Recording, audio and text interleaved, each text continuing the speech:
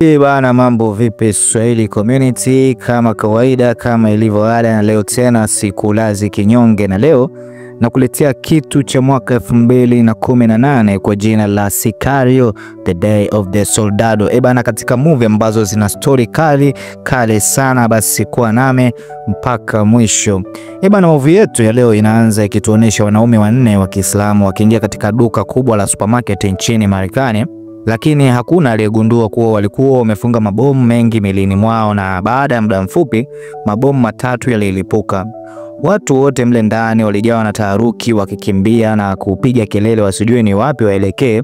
Sasa mama mmoja alijaribu kutoroka na binti yake, lakini alipogeuka nyuma alikutana na mwanaume mmoja kati ya wale wanne, na alikuwa amesimama mlangoni kama mlinzi.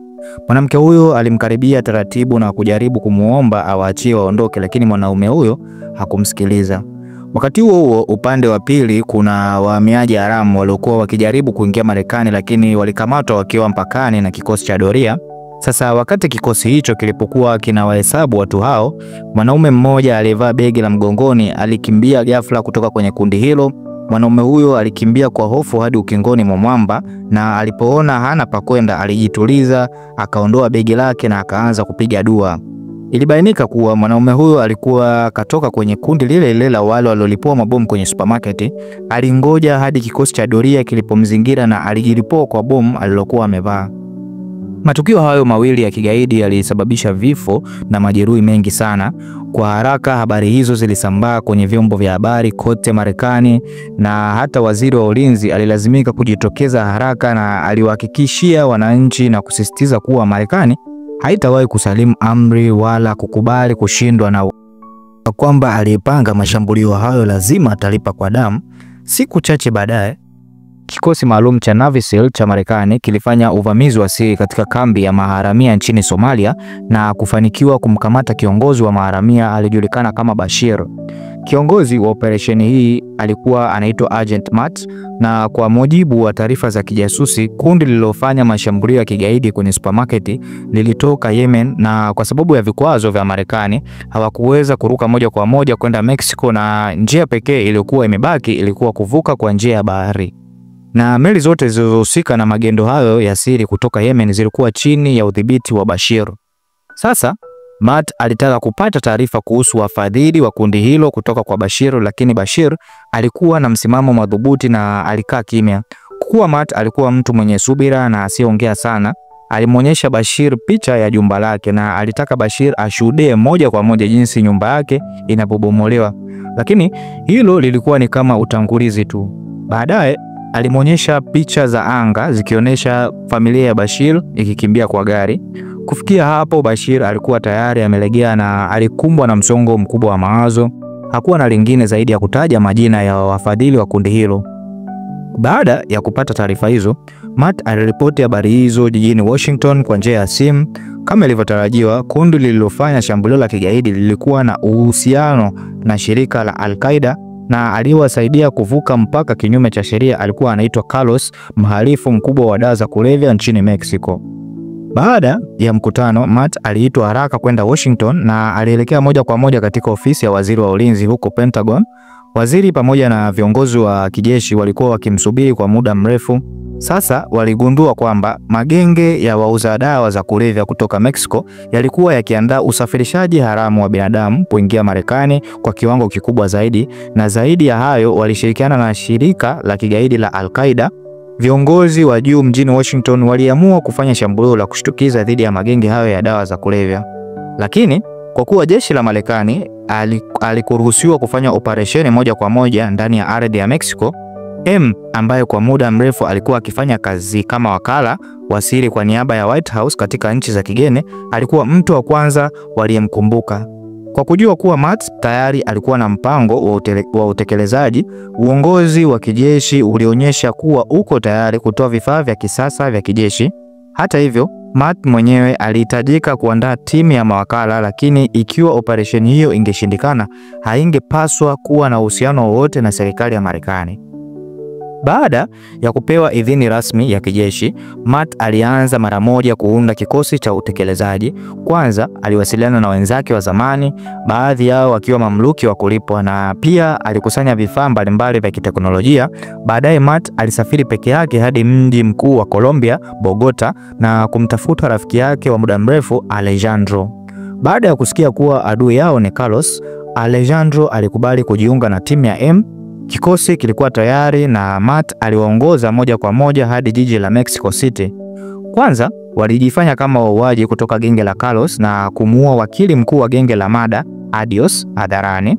Baadaye tena walijigeuza na kuvaa sura ya wanachama wa genge la Mada, wakamlenga Isabel, binti pekee wa Carlos, na wakati alipokuwa njiani kwenda shule, walivamia msafara wa ulinzi na kumuua Isabel hadharani katikati ya barabara. Ili kuhakikisha kuwa operesheni hiyo inakuwa na athari kubwa, hawakuua walinzi waliokuwa wakimsindikiza Isabel. Badala yake waliwaruhusu warudi wakatoe taarifa kwa bosi wao, wakisema kuwa haya yalikuwa matokeo ya kuichokoza genge la Moti.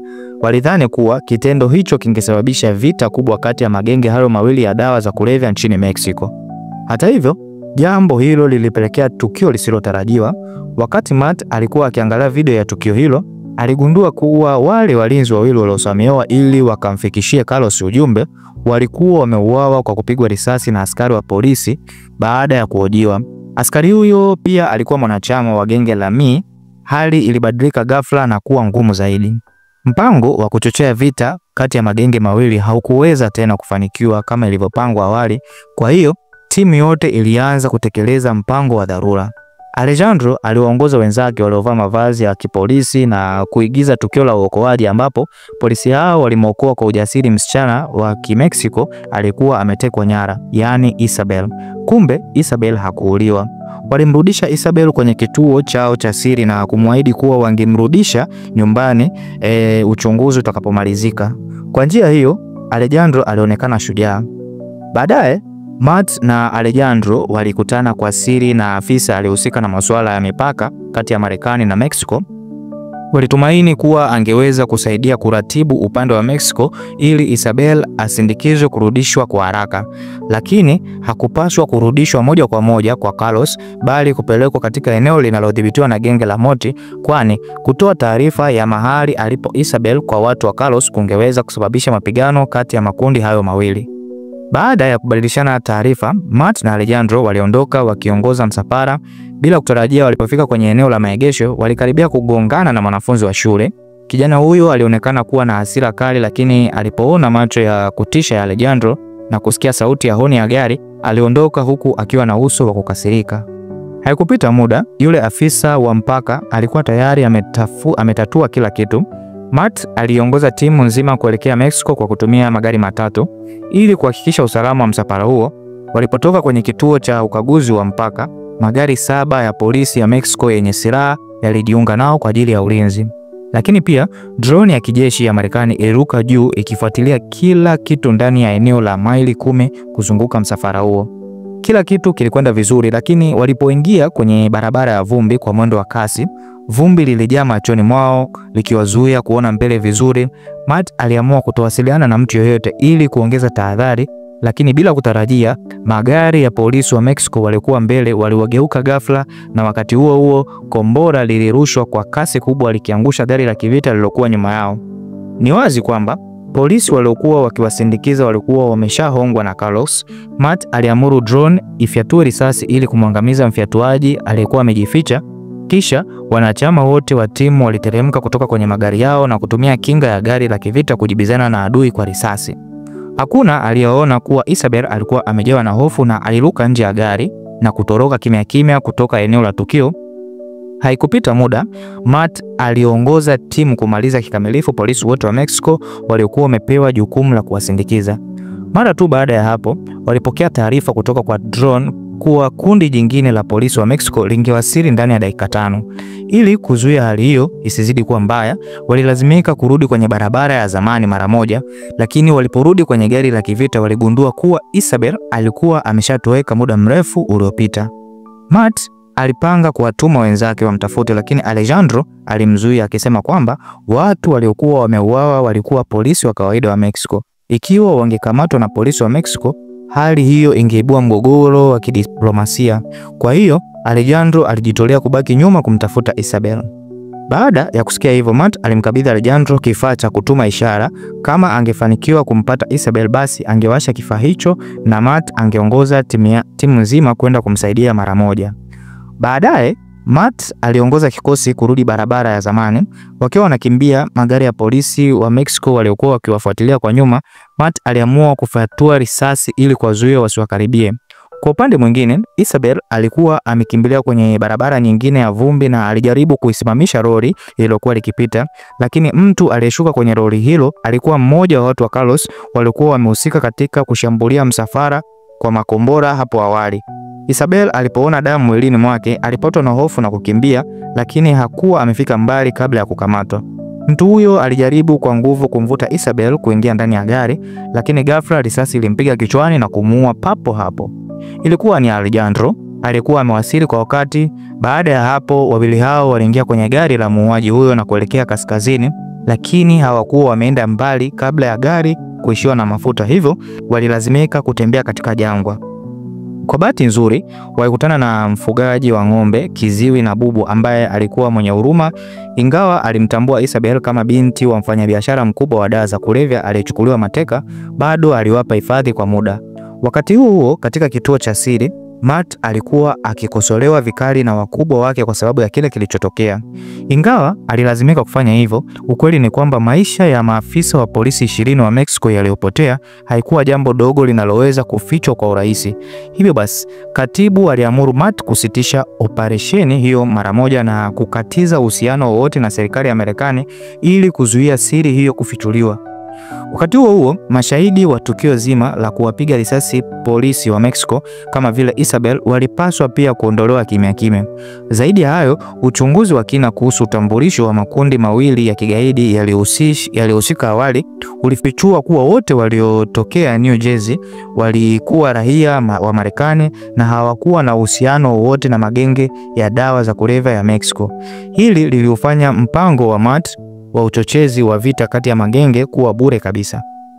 Ingawa alikuwa na wasiwasi na kutoridhika, Matt bado alipiga simu ya satellite kwa Alejandro na kumweleza hali mpya. Pia alimshauri Alejandro amuondoe Isabel haraka iwezekanavyo, la sivyo naye angeingia kwenye hatari kubwa. Lakini baada ya kutumia siku kadhaa pamoja, Alejandro alikuwa amemchukulia Isabel kama binti yake mwenyewe, hivyo hakuweza kabisa kufanya jambo hilo la kikatili. Zaidi ya hayo, walikuwa wamekwama ndani kabisa ya eneo lililodhibitiwa na genge la MA. Isabel angeweza kuuawa wakati wowote. Badala yake, Alejandro alimwomba Matt amtumie mtu aje kumchukua mpakani ili baadaye waweze kujadili hatua ya kuchukua. Hata hivyo, Matt alikataa pendekezo hilo. Kufikia wakati huo, Alejandro alilazimika kujitafutia njia ya kumrudisha Isabel Marekani mwenyewe. Mapema asubuhi iliyofuata, alimbeba Isabel hadi mji wa mipakani kwa kutumia gari la mfugaji ili kuepuka ajali au mashambulio njiani. Katika kuhakikisha usalama, aliweka kifaa cha kutumia ishara ndani yake. Matt alipopokea ishara hiyo, aliweza kubaini mara moja mahali walipo. Sasa, licha ya pingamizi kutoka kwa wakuu wake, Matt aliongoza kikosi usiku kucha kwenda kuwaleta Alejandro na Isabel kwa siri. Baada ya safari ya saa 2, wawili hao walifika salama kwenye eneo la genge la Galo na walilipa ada ya usafiri ya $2000. Walipumzika katika eneo hilo wakisubiri basi lililotarajiwa kuingia Marekani kupitia njia hiyo. Lakini ghafla, wakati wakiwa hapo, kijana mmoja alikuwa akisubiri basi pia alimtambua Alejandro kwa kumtazama tu. Ilibainika kuwa huyo kijana alikuwa yule ambaye karibu agongane na Alejandro kwenye maegesho ya magari siku chache zilizopita. Na alikumbuka kwamba siku hiyo alisikia mlio wa king'ora kutoka kwenye gari lao na alidhani Alejandro huenda alikuwa polisi wa siri. Kwa hiyo alimweleza Galo tukio hilo, lakini Galo hakulionyesha waziwazi. Badala yake aliwaruhusu wawili hao wapande kwenye gari. Lori lilipofika mpakani, watu kadhaa waliokuwa wamejifanya kuwa wahamiaji walielekezea bunduki kwa kina Alejandro. Hii ni kwa sababu Galo alikuwa na uhusiano wa karibu na genge la Carlos na alikuwa tayari amemtambua Isabel. Walimtoa Isabel ndani ya gari, ingawa Isabel alimwambia Gallo kwamba Alejandro alikuwa mfanyakazi wa baba yake. Gallo bado alimtuhumu kuwa ndiye aliyemteka. Kwa hasira alimchapa Alejandro kwa fimbo kichwani hadi kupoteza fahamu. Baadaye waliwafunika vichwa na kuwapeleka hadi eneo la nje ya mji. Hapa walikusudia kumuua Alejandro kama njia ya kuwapa ujasiri wanachama wapya wa genge hilo. Gallo alimuita kijana mmoja aliyejiunga hivi karibuni, lakini kijana huyo alikuwa na uoga mwingi na hakuthubutu kufyatua risasi. Gallo akiwa na hasira kali alimfyatulia risasi kichwani na kukata moto hapo hapo. Kisha akamuita Miguel. "Wewe ndiye ulimtambua Alejandro," alisema. Funzo la awali lilikuwa mbele ya macho ya Miguel na hakuwa na njia nyingine ila kukaza moyo na kumpiga risasi Alejandro kichwani, kisha akaondoka na wenzake. Dakika chache baadaye, Matt aligundua mwili wa Alejandro akiwa kwenye helikopta. Wenzake waliokuwa karibu walifurahi kuwa si wao waliomuua, lakini machoni mwa Matt kulikuwa na huzuni na hasira kubwa. Baada ya kuthibitisha eneo maalum alilokuwepo Isabel, Matt alitoa amri ya shambulizi mara moja. Wakati huo Miguel ambaye alikuwa amempiga risasi Alejandro alikuwa akihangaika sana kiakili kwa sababu hiyo ilikuwa mara yake ya kwanza kufanya hivyo, na kutokana na pressure kutoka kwa wenzake aliruka kutoka kwenye gari wakati wa kuvuka mpaka. Kitendo hicho kilimwokoa sana, maana dakika chache baadaye msafara uliokuwa ukimsindikiza Isabel ulioendeshwa na wafanyabiashara haramu wa binadamu uliteketezwa na helikopta. Wahamiaji haramu waliokuwa wamejisalimisha walipigwa risasi bila huruma na hakuna aliyeachwa hai. Hata hivyo, Matt hakumwangamiza Isabel kama alivyoamriwa na wakuu wake. Badala yake alimbeba msichana huyo hadi kwenye ndege na kuanza safari ya kumlinda, kwa sababu huyu ndiye aliyekuwa mtu ambaye Alejandro alitaka kumlinda kwa gharama yoyote. Matt asingeweza kamwe kumsaliti ndugu yake. Upande mwingine, Alejandro alishtuka ghafla kutoka kwenye koma. Ilibainika kuwa Alejandro alikuwa amepigwa shavuni tu na kupoteza fahamu kwa muda mfupi. Akiwa anaumwa sana, alijikokota hadi kwenye mwili wa yule kijana aliyefariki. Akatumia mkanda wake kukata kamba zilizokuwa zimefungwa mikononi mwake na hivyo kufanikiwa kutoroka kutoka kwenye lango la mauti. Baadaye Alejandro alijikokota akiwa amejeruhiwa vibaya kuelekea barabarani ili kumfuata Isabel, na baada ya muda mfupi aliwasili kwenye eneo la tukio, lakini alikuta tu miili ya wafanyabiashara haramu wa binadamu waliokuwa kwenye gari. Bila shaka hii ilikuwa kazi ya M. Alejandro aliendelea kuchunguza kila upande kwa makini na alifurahi alipoona kwamba mwili wa Isabel haukuwepo. Alimuelewa Matt vizuri. Kama Isabel alikuwa bado hai, lazima alikuwa anamlinda. Baadaye Alejandro aliliendesha lori la Gallo kuelekea kusini, lakini si muda mrefu alikutana uso kwa uso na gari lingine la wanachama wa genge la Gallo. Alejandro hakuonyesha hofu hata kidogo. Alivuta pini ya bomu la mkononi na kusubiri hadi gari la Gallo lilipokaribia kabisa, kisha akainua mkono na kulitupa bomu hilo ndani. Sekunde chache baadaye watu wa Gallo walilipuliwa vipande huku Alejandro akiendelea kuendesha gari lake kusini, akitoweka pole pole kwenye upeo wa macho. Bana, hujaangalia movie mpaka uangalie movie. Bana, picha linaishia hapo. Bana, kati bonge moja ya story na picha inaitwa Sicario Day of the Soldado ya 2018. Basi usisahau kusubscribe ili kuweza kutupa support.